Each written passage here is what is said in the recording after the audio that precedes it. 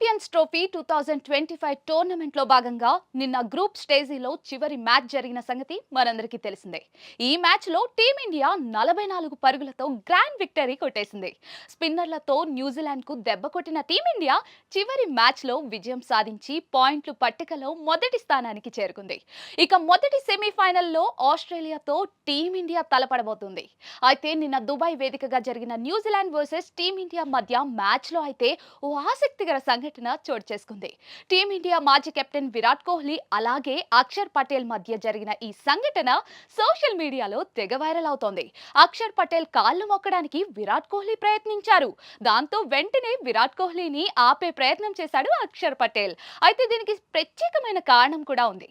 నిన్నటి New Zealand versus team India మధ్య match లో న్యూజిలాండ్ ఆటగాడు కేన్ విలియమ్సన్ చాలా ప్రమాదకరంగా బ్యాటింగ్ చేశారు. 120 బంతుల్లో 81 పరుగులు చేసి రఫ్ఫాడించారు కేన్ మామ. అయితే అతన్ని అవుట్ చేసేందుకు టీమిండియా చాలా కష్టపడాల్సి వచ్చింది. ఆలోపే టీమిండియా ఆల్రౌండర్ అక్షర్ పటేల్ రంగంలోకి దిగి కేన్ మామ వికెట్ తీసేశారు.